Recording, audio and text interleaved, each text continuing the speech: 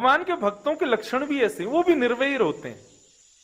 श्री जयदेव महाप्रभु के प्रसंग में आता है कि एक बार अपने किसी शिष्य के यहां से प्रसादी पा करके, दक्षिणा लेकर के, और जा रहे थे बैलगाड़ी में बैठ करके। रात्रि हो चुकी थी, तो कुछ लुटेरे रास्ते में मिल गए और उन्होंने बैलगाड़ी को रोक लिया। लुटेरे बनकर के नहीं रोका, इस प्रकार बैलगाड़ी को रोका कि हम भी आगे जाना चाहते हैं, हमको छोड़ दो। लेकिन जयदेव महाप्रभु उनके आव भाव देख करके समझ गए कि ये लोग जो है लुटेरे हैं। उन्होंने कहा, महाराज हमको थोड़ा आगे छोड़ दोगे? जयदेव महाप्रभु बोले, कहां जाना है? बोले, जहां तुम जाओगे वहीं जाएंगे। जयदेव महाप्रभु समझ गए, बोले गड़बड़ है। उन्होंने कहा, ये मुझे छोड़ दें उससे बढ़िया ये कि दक्षिणा जो मेरे पास है इन्हीं को दे देता हूं। बोले, देखो आप लोग अपनी व्यवस्था कर लेना, ये लोग कुछ धन दे देता हूं, रख लो। उनको जैसी धन मिला, उन्होंने कहा अब इससे क्या कहें, इनको जाने दो। जैसे ही वो जाने लगे तो एक बोला, बोले कहीं ये आगे जाकर के राजा से शिकायत कर दी और राजा के सैनिकों ने हमको पकड़ लिया तो? इसने हमारा मुंह देख लिया है। बोले क्या करें? बोले बगल में ही कुआं है, इस व्यक्ति को उतारो, हाथ पैर काट के इसको कुएं में डाल देते हैं, ये पता ही नहीं पाएगा राजा को।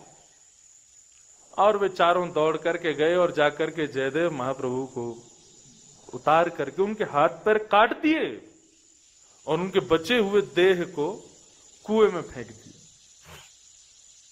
लेकिन वो तो वहां बैठे बैठे भी श्री जगन्नाथ प्रभु का स्मरण कर रहे हैं, अपने नाथ का अपनी नाथ को याद कर रहे हैं। वे तो वहां से चले गए, लेकिन तभी उस नगर का राजा किसी कार्य से लौट रहा था वापस अपनी सेना के साथ। कुएं में से आ रही मधुर स्वर को सुनकर के राजा बोले, कोई शायद यहां पर पीड़ा में है। झांक करके देखा तो सैनिक उतरे नीचे, वहां से ऊपर लेकर के आए जयदेव महाप्रभु को। वो राजा गीत गोविंद का पाठ करता था, लेकिन वो ये नहीं जानता था कि ये जो व्यक्ति हैं ये जयदेव महाप्रभु। गीत गोविंद पढ़ता था। उन्होंने कहा, अरे ब्राह्मण देवता, ये किसने किया आपके साथ? बोले, अब पता नहीं, कोई मनचले व्यक्ति थे, कर दिया, छोड़ो राजन। बोले, नहीं आप एक काम कीजिए, चलिए हमारे राज्य में ही आज से आप रहेंगे, आपकी सेवा होगी वहां। और जयदेव महाप्रभु राजा के यहाँ रह करके राजा को सत पथ दिखाते थे, तुमको क्या करना चाहिए, कैसे करना चाहिए। राजा बड़ा प्रसन्न, बोले मुझे गुरुजी मिल गए। एक दिन जयदेव महाप्रभु ने आज्ञा की, बोले कि राजन हम चाहते हैं कि तुम नित्य सुबह के कुछ घंटे निकाल करके ब्राह्मणों को दान दिया करो, मुंह मांगा दान। उससे तुम्हारे राज्य की समृद्धि होगी, तुम्हारा दान धन पवित्र होगा, सब मंगल होगा। राजा ने कहा, जो आज्ञा। नित्य ब्राह्मणों को अपने राज्य में बुलाते और जो ब्राह्मण बोलते राजा वो देता। एक दिन उन चार डाकुओं को पता चला कि राजा के यहां पर मुंह मांगे वस्तु मिलती है। करना केवल इतना है, चोटी रखनी है, तिलक लगाना है, धोती पहननी है और चल देंगे ब्राह्मण बन के, मांग लेंगे राजा से। कम से कम एक आध साल चोरी से बच जाएंगे, इतना मांग के आएंगे। अब वो चारों जैसे ही राजा के भवन में प्रवेश करते हैं तो सामने सिंहासन पर राजा और बगल के सिंहासन पर जयदेव महाप्रभु। महाप्रभु के हाथ पैर थे नहीं, ऐसे ही बैठे थे। जैसे ही उन चारों ने जयदेव महाप्रभु को देखा, बोले ये तो वही है जिसके हाथ पैर काट दिए थे हमने। बोले हाँ है तो वही। बोले तुरंत भगलो यहां से। वो चारों जैसे ही मुड़ करके जाने लगे तो जयदेव महाप्रभु ने उनको देख लिया। बोले अरे रुको रुको रुको, अरे राजन देखो, आज तो तुम्हारे दरबार में हमारे गुरु भाई आए, अरे लाओ भाई इनका स्वागत करो प्रेम से लेकर के। तो सैनिक गए उनका स्वागत करें। बोले चलिए चलिए महाराज, गुरुजी बुला रहे हैं। अब तो वो घबरा में बोले कि ये आज हमको सूली पे चढ़वा देगा, ये सब बता देगा राजा को कि हाथ पर हमने काटे। राजा को आज्ञा की, बोले चरण धो, प्रणाम करो, ये मेरे गुरु भाई है, निर्वैरम गुरु भाई है, इनको प्रणाम करो, इनको भोजन कराओ, सब कुछ बढ़िया सब कुछ करा करके। बोले राजन इनको इतना धन देना कि जीवन में कभी कहीं कुछ मांगने ना जाए।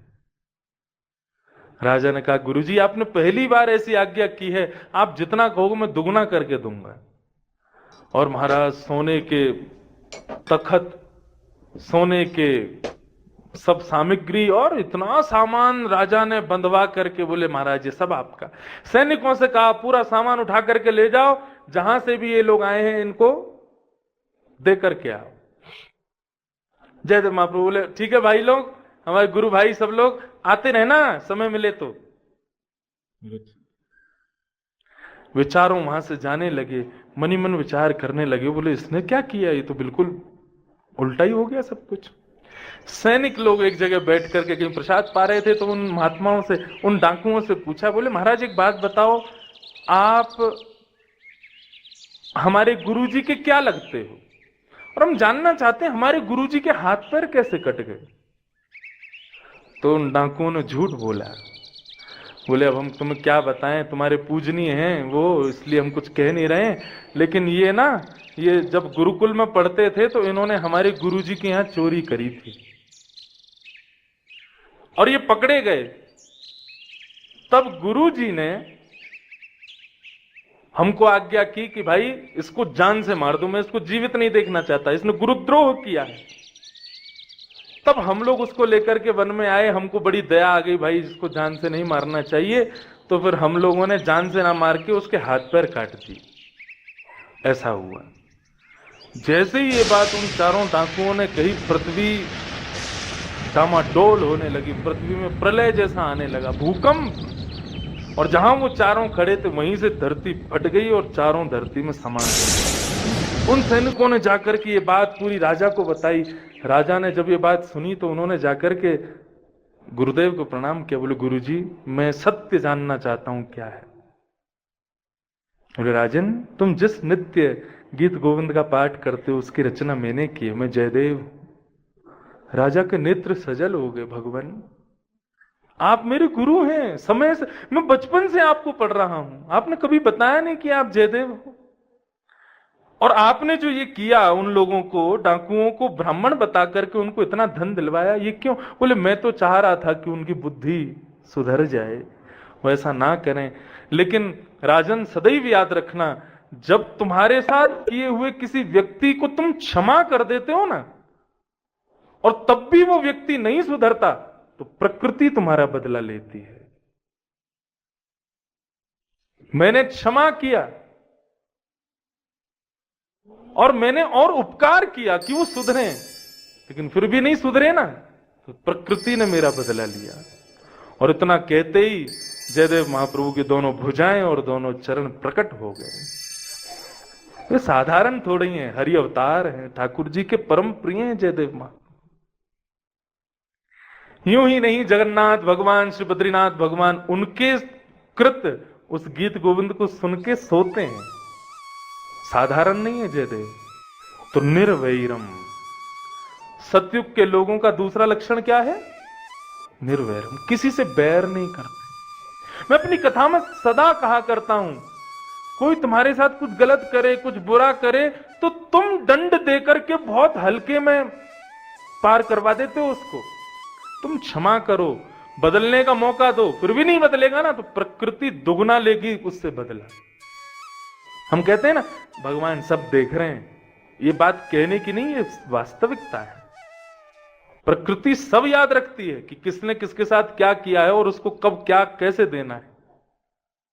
न्याय करती है पृथ्वी। तुम क्षमा करो, तुम क्यों अपने आप को बदलो? निर्वैरम। तो कैसे है मनुष्य? शांता, पहला लक्षण। दूसरा निर्वैरम। तीसरा श्रोहित। श्रोहित का मतलब होता है, निर्वैर का मतलब तो होगा किसी से बैर ना। श्रोहित मतलब सबका अच्छा चाहने वाले, सबका भला चाहने वाले।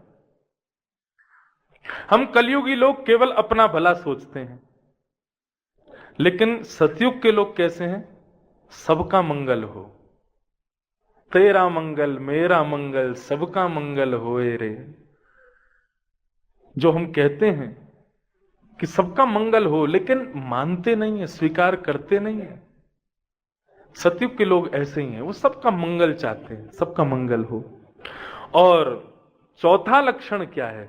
समाह, सम है। सतयुग में मूर्ति पूजा नहीं होती। सतयुग में एक दूसरे को ही भगवान समझ करके एक दूसरे की पूजा करते हैं। सम है ना, सम दृष्टि है। वहां तब ठाकुर जी के इतने मंदिर आदि भी नहीं थे। श्री बद्री विशाल भगवान के लिए भी बताया जाता है कि सतयुग में श्री बद्रीनाथ भगवान ऋषियों के मध्य बैठते थे और बैठ करके उन ऋषियों के मध्य में चर्चा करते थे।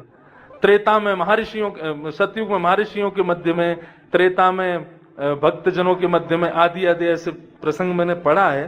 और कलयुग आते ही ठाकुर जी फिर एक मूर्ति के रूप में विद्यमान हो जाते हैं।